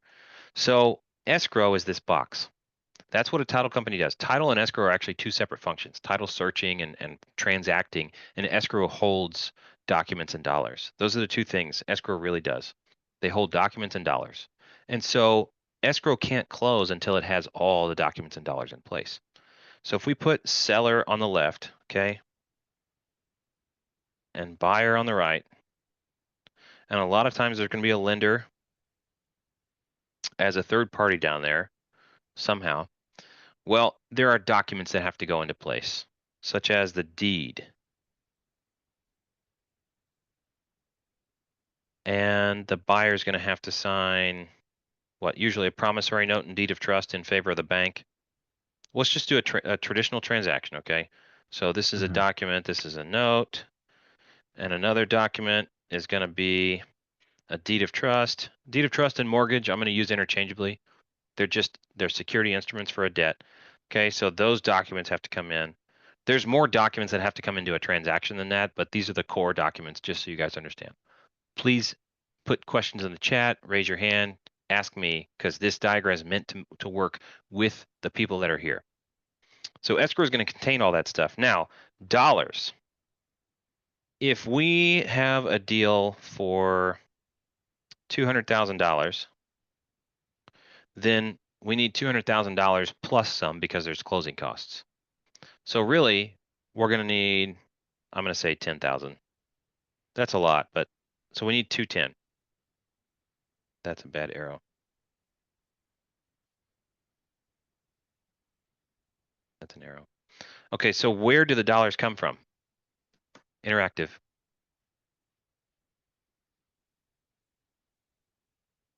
Well, if it's a traditional transaction, you're going to come from the loan. At least some. Some or So most. yeah, most. So let me do a, Sorry, I'm driving, so I can't really participate. oh, no worries. So 200,000 for the purchase price times point. We'll do an 80-20 loan. So times 0.8. Mm-hmm. So the lender's going to bring 160.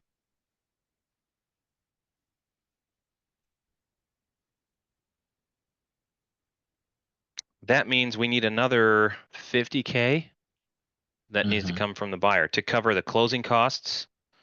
So the buyer has to cover those and they have to cover the rest. So we're going to end up having plus 50K equals 210.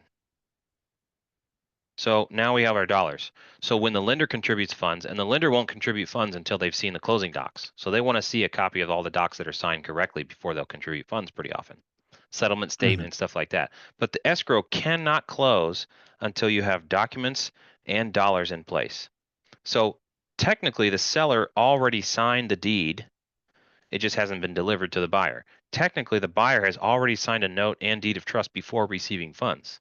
This is escrow as an independent third party standing in the middle to validate that everybody's promises have been met and honored before they deliver money and or copies of documents to other parties.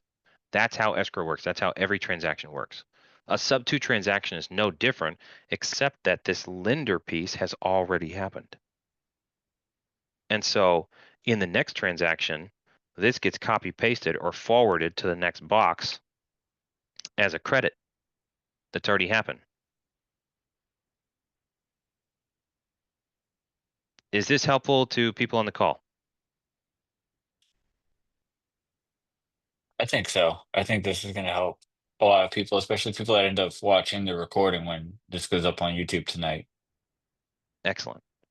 So the buyer probably still has to put some dollars in for the seller, for their agent fees, for other closing costs, who knows what else.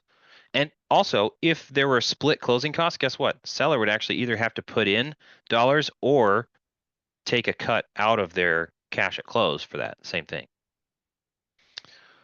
So in the second transaction where we have a SubTo, we still have the same stuff happening. The buyer brings probably less cash though. And until the documents and dollars are in place, escrow can't close. I don't know, that was a recent thing. I've taught on it several times, but somebody said, wow, that was actually, that's super simplified how these deals work Vicky within the also last said week. that it's helpful, by the way. Very good. Okay, well, I'm open to questions, you guys.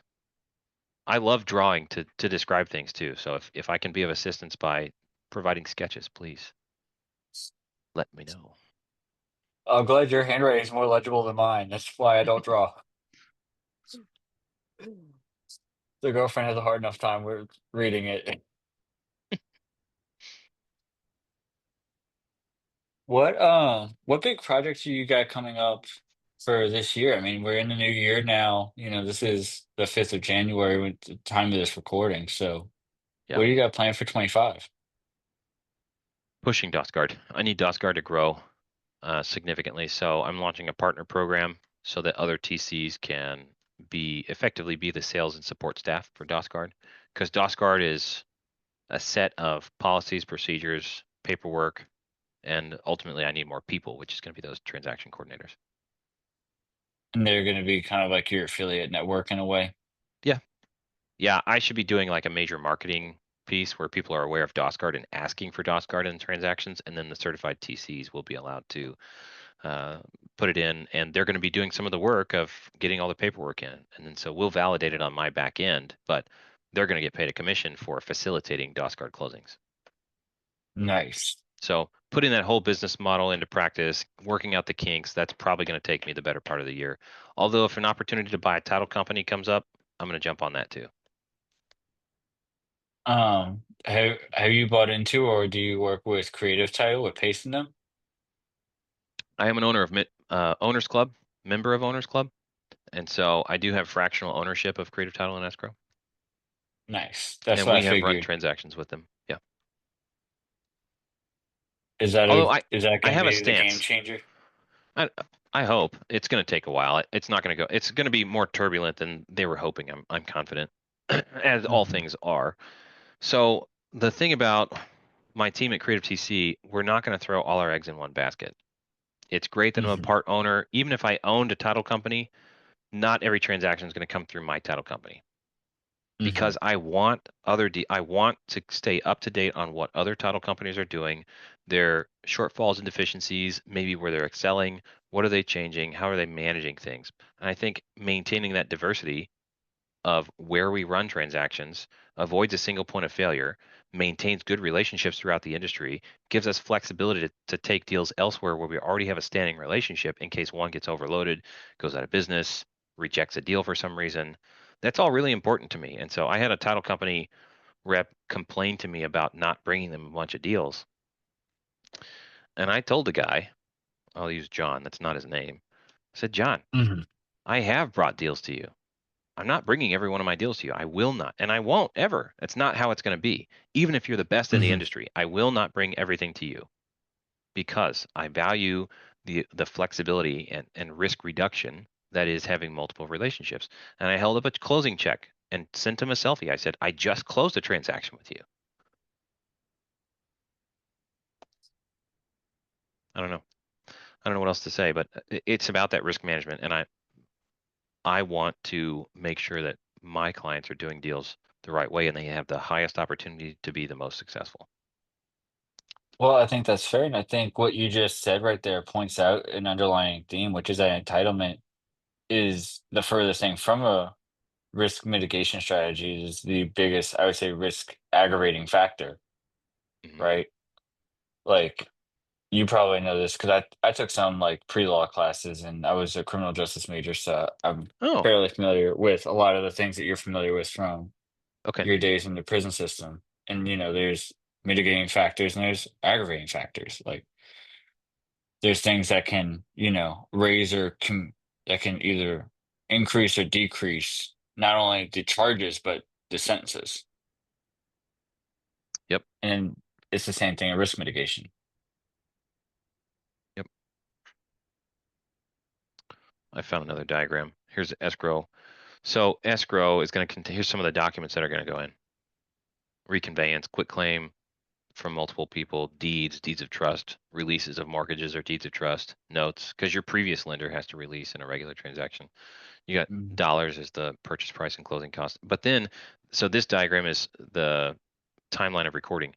The previous in a traditional transaction, right here, you have at 12:07 and 24, yeah, the hours 12, the minute 7, 24 seconds, a release of deed of trust or reconveyance from over here is put Mhm. into is recorded because this stuff has to be recorded in the right order. You release the old mortgage basically, then the deed Mhm. gets oh wait, any other quit claims. And so if this was something where there were heirs and other people that had to release any claim to the property prior to the transfer, they're going to do those at the same time basically, release a memorandum, etc. And then we record the deed transferring the property to the buyer, and then a deed of trust. Because the deed of trust for the buyer doesn't have authority to place a lien on the property until they own it. So the deed must be recorded first, you guys. And so Mm. it matters, even if this is 2 seconds after or who knows when, but it must be that you establish ownership on the public record prior to. Now, is somebody going to have a cow about them being recorded out of order? Probably not. But again, we're looking at what is the proper way to do things so that you don't have legal problems coming in later on. The proper way is to establish ownership here. Nope, not that. I had my eraser on. Establish ownership and then record the security instrument.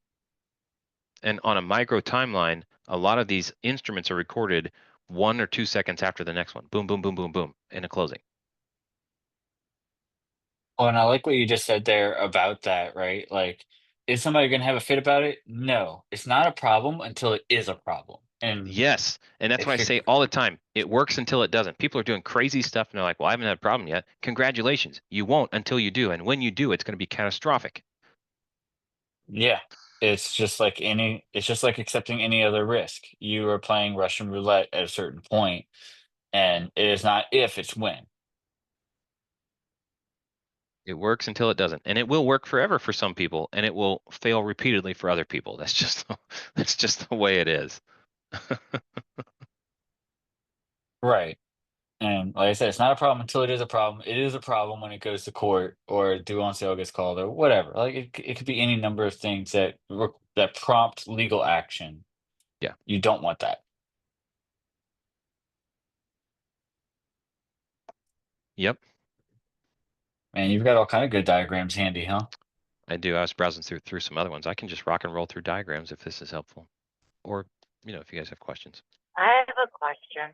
Excellent. I love questions. Can you They're hear my me? favorite. Yeah. Mm-hmm. Okay. It's just hard to tell sometimes because I'm driving. Um, so I need to structure my current home in a transaction because me and my husband are getting a divorce, but like everything's in his name as far as like the mortgage and whatnot. Hmm. But he's giving me the house and the equity in the house. So like I'm, and this is just me taking a guess. If we went to the court, like they would probably tell us to sell the house, split the equity, pay off pay off our credit cards, any debt, and then split the equity. But we don't want to do that because I can get roughly 1,000, if not more, a month renting it after I fix it up. Have you had anything like that? Like, how can we structure it? Would we structure it before the divorce? During the divorce? I'm just a little like kind of confused about all of it. Yeah. I can appreciate the complexities here. So let's just assume that everything, for the sake of the illustration, unless you have tell me otherwise, we're going to assume that all debt is in his name related to the house. Okay. Now, if you rent this thing out, are you keeping all the proceeds? Or are you splitting proceeds with him, or what? No, I would keep the proceeds. Okay, so you're getting the house, the equity, and it's now an investment property for you if you want to use it that way. Yes. Okay, I would have him sign sub-to addendums for you, just like a regular sub-to transaction, because his loan, and it may be your loan together, but his name is on the credit report, right? Yeah, it's his. I didn't Exactly. sign any papers at all with this. Yeah, exactly. So your credit's not tied to the deal, which means if you were going to use it for investment purposes and or wrap it to somebody else or something like that, I would want, from a risk management perspective and doing things ethically in the right way, I would want him to sign sub-to addendums as he transfers the property or releases his interest, if nothing else, to you, that he's also acknowledging the sub-to nature of the transaction and that you're going to use it for investment, or you have the right to use it for investment purposes. Then I would also have you commit to making payments to his mortgage. Something I created that nobody else has is a promise to pay mortgage. It's literally a Well, promissory note. I plan on having him pay the mortgage for the first so many years. Sure. Okay. Yeah. Whatever arrangement. But if you're going to be making payments at some point, like responsible for that, you should formalize that into a promissory note. Yeah. Okay. Even if it's no payments for 6 years or who cares how long. We can Yeah. formalize all that into terms, but what you don't want is unwritten terms. And Right. paper, Absolutely. I have it right here. Look at this. Well, for those who can, Well, I can't look, no, but I'll describe it. I'm holding a clear padlock. It's like plastic, and you can see the oh pins yeah, and I know everything what you're through. talking about. Yeah. Okay. I taught my 8-year-old and my 11-year-old how to pick a lock last night, and I showed them Nice. how locks work. The thing is, the reason I bring this up, and it's funny because it was sitting right next to me, paperwork is like locks on doors. Yep. It shows your intent. I intend to be secure. I intend to perform this fashion. I don't want you kicking down this door. I don't want you coming in or whatever. Just like a lock does on a door, but I can still pick a lock. I can still, use a sawzall and cut the handle off the door and just push it in. How easy is that? My goodness. You can still get into a house if you're really trying to. So you can still default on contracts and break your word if you really want to. Physically, you can. Legally, you Yeah. can't. Physically, you can. But then fixing that can be very expensive and long in the court system, et cetera. So always, we want things documented, but just because you document it doesn't mean it can't happen. It just means you have recourse if it does happen. Right. So ideally, he would acknowledge the SubTo nature of the transaction by signing SubTo addendums to you. You would acknowledge your responsibility to make sure that mortgage gets paid as of whatever date by signing this promissory note, promise to pay mortgage on behalf of another for him, so that he's got your commitment to pay. You've got his acknowledgement that you're allowed to do things the way you're doing them. Absolutely, I would have those two things in place. That, I mean, that's the core of your transaction here. Yeah. But when we're doing other, for the sake of illustration or description, when we're doing other situations that have a divorce, I will not take that deal on unless both spouses, spousen, It unless doesn't both, matter. Spouses. I get the point. yeah, unless both of them are willing to sign. Anybody whose name is on the debt needs to sign SubTo addendums.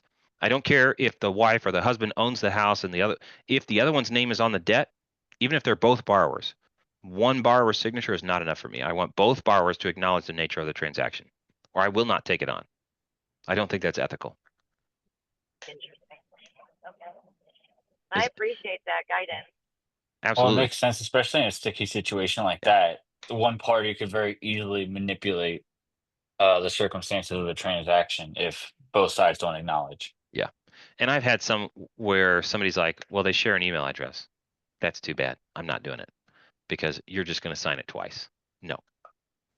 Unless you can send Hmm. me, unless I'm going to send a notary, I'm okay if you send a mobile notary out to the other person, but I'm not going to accept electronic signatures from two people at the same email address. Absolutely not.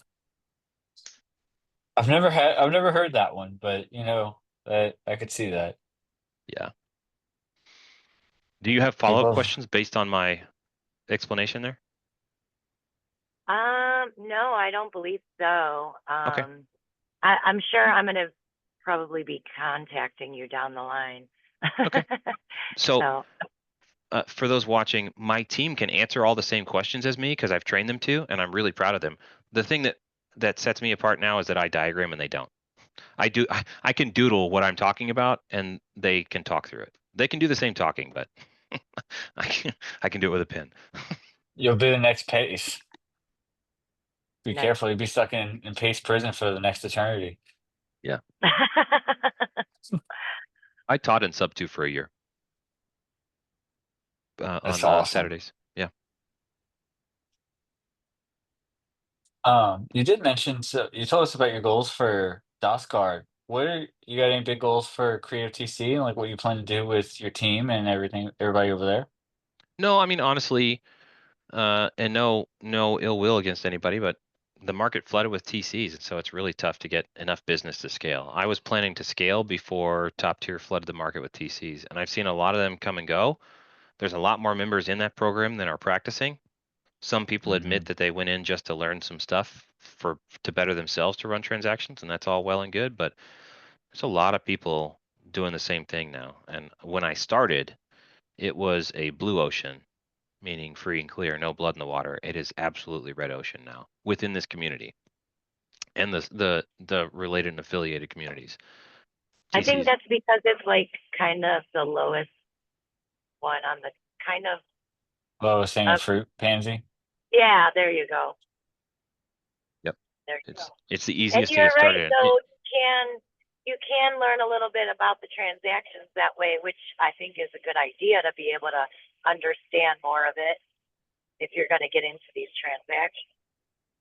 Yeah. What I tell people is, especially wholesalers, even mature wholesalers who've been doing it for a while, if you run a couple of transactions with my company, you don't need to run. I'm expensive. You do not need to run every transaction through me, but you should run some through. And I told people this when I was doing cybersecurity. You should not use me for every year the same company for your cybersecurity assessment. You need to have a different hacker come in, a different presenter. And if you like them better, that's fine. But even if it doesn't work out that way, what you need is a diversity of opinions and perspectives to come in and help you. And so that's what I tell my clients and people that I'm shooting for as clients trying to close is you need to come work a couple of deals with me every once in a while, because you and your team will learn how to better assess these situations, because every deal it depends, and your situations are different on this deal than they were on the last deal and the deal before that, but some of the principles reign true through all of them. And once you learn the principle, that is a foundation that will help you do the next deal better and the deal after that and for years to come. So this is an investment in your growth. I'm not just managing communication. I'm not just a coordinator. I'm a consultant. Coordination is the base level of what we do. We consult. That's active and interactive with you. We are, how do I put this? Oh, I say this all the time. We are outcomes oriented, not task oriented. We have a task list. We have a to-do list. We have a how-to. We have a process, a guide, but that is a guide. It is a guide, not the process. What happens is we I, consult and make sure we understand what you want as an outcome. And then we go back and look at our to-do list and our process, and we revise the individual items that need to be adjusted to match your outcome. I love that. Basically, in short, it's results driven. Yeah, outcomes oriented versus task oriented, and we drill on that hard. That's awesome, dude. Um, Before I forget, I do want you to be able to plug, where can people find you? What's the easiest way if they want to get in touch with you? Where can they follow you? Where can they consume your content? Oh, absolutely. So my websites, I love people visiting websites. It's good for traffic and stuff like that. But you can connect with us very easily there. So creativetc.io and Mhm. dosguard.io. Those are the two main websites I've got. On Instagram, I am at fcalebchristopher. I don't know. I'll try to find a way to put it on screen. I can do that because I use OBS for video stuff. Let's see if we can get this turned on. Oh, there we go. At fcalebchristopher. Does that read the right way for you? Yes. Okay, good. So that's my Instagram handle. I've been doing at least one post per day for the last, like, I don't know, 45 days. But the little sound bites or some of the stuff that you've heard me talk about, I clip into little sound bites that are just all punchline on there. So I think there's a lot of value there. I know there is. But the answer is still it depends. That's right. The It's principles are always true, but your situation determines which parts of the principles and other overlapping principles must be applied to achieve your desired outcome. right. So consume the sound bites, but go to the website, book a consult. Yeah, they're free. In fact, I told you about how we run our virtual office in Zoom all day, every day. We Hmm. actually have one person on call all day. It rotates, but one person on call all day to take walk-ins. You can literally go to the website, click a button to join my live Zoom meeting Monday through Friday. You can just pop in and say, "Oh, hey, I'm here to chat with somebody. I didn't set an appointment." And my receptionist will say, "Welcome. Let me go get Danica or Marcelo or Caleb or whoever." I And like we'll your sit I there. setup. like. We're gonna have to, me and my business partner are gonna have to visit your office hours just to check it out because Oh, yeah, we're I'd love doing to. open office hours ourselves um, for a few hours during the day. Yeah. I used to do that on a separate Zoom and just hope people would come in and I'd live stream it, but people need what they need when they need it. And so just opening my virtual office to allow people to walk in. There's not a ton of people who are taking advantage of it. A couple of times a day, somebody will step in, which is good. Yeah. We also like people to set appointments, but yeah, everybody on the team gets co-hosts, so you can see all the breakout rooms. So we have 15 breakout rooms. We have a training room, 7 conference rooms, and 7 private offices. Nice. I spend most of my time in a private office. When you look at the list, it'll be private office, Caleb Christopher. My microphone and camera are on. We're a cameras on culture, not because I'm the police, but because we want to. It's really awkward as a business. It's really Hmm. awkward to jump into a Zoom room with somebody whose camera's off and be like, "Hey, John, are you there?" And then I'm Yeah. over here looking like an idiot, just like, "You there, John? Hello, hello, hello." And then I step out. So your camera's on. As a principal, your camera's on. And if you're away from your computer, you use a little coffee cup indicator. That's fine. So most of the time, Right. I'll be in a private office with a green check mark as my permanent status. Like I'm working on something. So if you have a question specifically for me, go ahead and pop in and ask it. But otherwise, I'm busy. And then we have a red X. So there's a green check mark and a red X. And the red X is I'm on a phone call or otherwise unavailable, do not visit. It works great.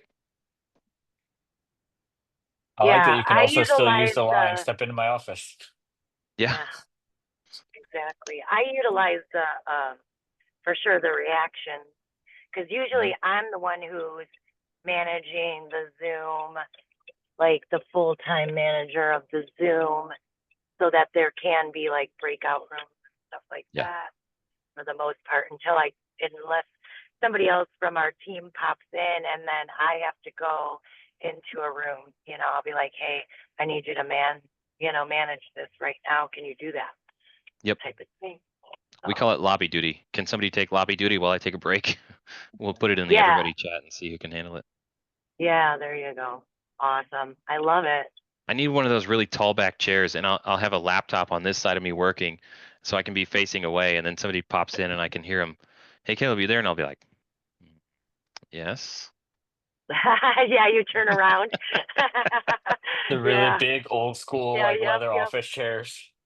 There you go. I Yeah, love high it. wingback chair where you can't even see my head.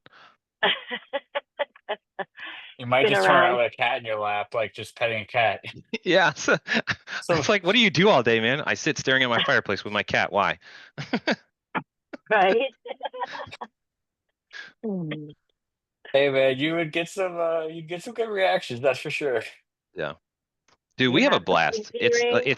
It's great as a remote team. We have a blast. And Fridays, I don't know, they have a special character about them. The conversations just go a little wild on Fridays, almost every week. Nice. Casual Fridays hit different, huh?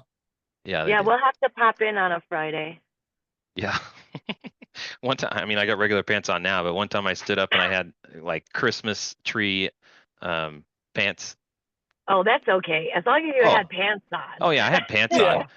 But I was like dressed up on top for a webinar and stuff like that. And then I came back into the Zoom and I was like, oh, I got to fill up my coffee. And I got up Business on top, casual. like this. And they were like, wait, what was it? Because they saw this right here. They're like, wait, what's that? Oh, it's my Christmas tree pants. I come to work all the time in my bathrobe. I got clothes on, but I got my robe on over it. I'm like, I'm here, people.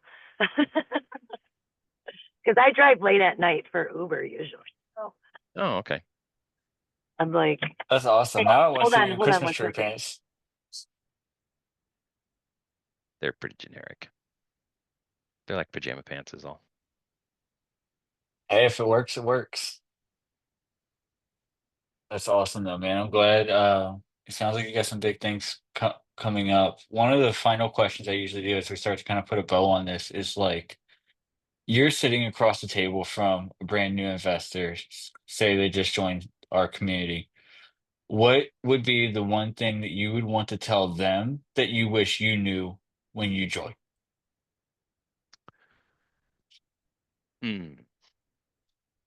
I, I'm an open book, so you'll get an honest answer out of me all the time. If I could go back and not be the TC guy, knowing what has happened and seeing the market flood with TCs, I would go back and start a different business model. So, but I'm here, so I'm not throwing that away. I'm doubling down on what I've got. If starting over, I would say look at your options, take enough time to understand what your options are. Don't waste time understanding everything in full detail. So, Mhm. and then pick something and stick with it. Dedicate to it. One of the great ways to do that is committing your time to somebody else for a full period of time and giving it your all. Learn the stuff with somebody. Be willing to work without pay because it's taking action. And the knowledge is what equips you to go do. And you need to be able to do, not just to learn. So, learning and taking action on somebody's team is one of the best ways to do that. And stick with it and be honorable and stick with them for a while and be upfront about the fact that if you're going to be a wholesaler, I plan on starting my own wholesale operation 6 to 12 months from now, but I'm going to give you my time for now. And that's going to save you XYZ dollars because I'm going to be educated in SubTo, supportable, and all this other stuff, as opposed to a VA that you have to train from zero. That's a value proposition, but find something of value to give somebody else or that you already have And I'm not saying everybody should be a wholesaler. Sometimes you're just a buyer. Sometimes you're just a lender. That's okay. Make those connections, but find what you're going to do and stick to it. I mean, Pace says it for 90 days and give it a real go for 90 days. And if you don't like it, that's fine. You can switch, but don't try all the things at once. You got to pick and stick. Life is full of decisions and branches, decision branches. So pick one and commit to that path because you've taken the path. I love that. I think that's something that a lot of people need to hear. Like you said, to stick to it for 90 days and to truly stick to it, right? Because I think I've seen this, you probably would attest this as well. Like, oh, I'm going to be these two avatars or these three Yeah, avatars for the next 90 days instead of I'm just going to do this one thing and I'm going to do it really well. yeah, yep. And interview people who are already doing what you think you want to end up doing.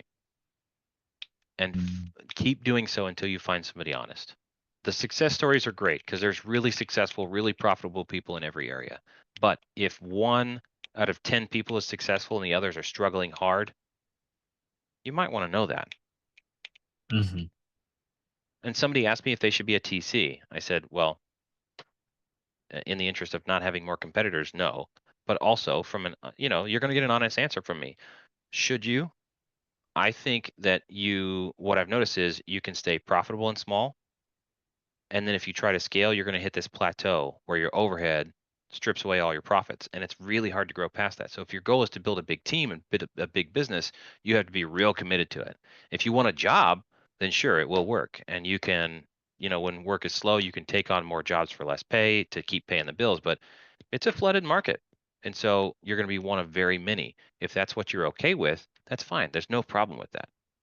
But don't jump into it thinking you're going to be so and so or somebody else who happens to have been very successful, especially because of promotion. Mm. It's not the same because for every one person that's up front on a stage, there are 150 people who are either getting low or no business at all or struggling month to month to get enough deals to call themselves profitable after paying the bills. Right. It's the bell curve for sure. Yeah. So don't get fixated on, somebody else's success and assume that you're going to have it. And go into it with both eyes wide open. So interview some people. I work in risk management. My job is to point out potential problems. Mhm. Some people take that as negativity. I don't know. And any other kind of closing thoughts before we do the outro? No, I like what we've covered. Yeah, I think we definitely covered a lot. I think people should probably go back and watch this at least a couple of times, if not more than that. Yeah, you send me the recording. I'll cut some of the good parts for my socials. Absolutely. I've got your email, so I will as soon as it uploads through Zoom, I'll add your email and share it to you there. Excellent. Awesome, guys. We all know how we do these. We do these every single week. I always bring on different guests from within the communities, and we only ask one thing, and that's it. If you enjoyed it, if we made you think, we made you laugh, we made you smile, if we brought you some kind of value or a new perspective, that you share these and you come back next week and ask some good questions. So until then, everybody, we will see you next week with a different guest.